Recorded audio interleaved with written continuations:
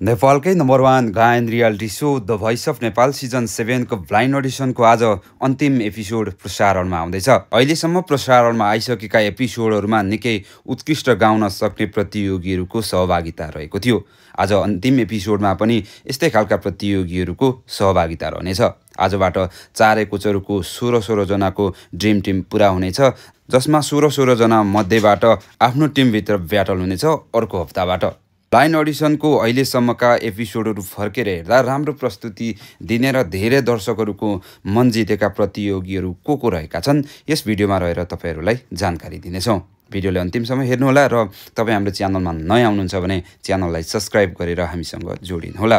दर्शकवृन्द, नेपालकै नम्बर 1 गायन reality show the voice of Nepal season 7 को ब्लाइन्ड अडिसनको आज अन्तिम एपिसोड प्रसारणमा आउँदैछ। देश तथा विदेशमा रहेका नेपाली गीत गाउन सक्ने प्रतिभाहरूले सहभागिता जनाएका थिए। ब्लाइन्ड अडिसनमा उत्कृष्ट प्रस्तुति दिँदै कोचहरूको साथै धेरै दर्शक श्रोताहरूको मन पनि जितिसकेका छन्, जसमा उत्कृष्ट गायन क्षमताले चर्चा कमाएका छन्। ब्लाइन्ड अडिसनमा उत्कृष्ट प्रस्तुति दिने प्रतियोगीहरूको कुरा गर्नुपर्दा अञ्जना सारू मगर, धर्मेन्द्र सुनार, सञ्जिता दुरा, प्रणिता तामाङ, सागर संसार राई, भविका पुन, दिनेश परियार, पुनम गुरुङ, टिकाराम श्रेष्ठ, रञ्जिता विश्वकर्मा, मनोमित लेप्चा र शुभेच्छा बराइली जस्ता उत्कृष्ट प्रतियोगीहरू रहेका छन्।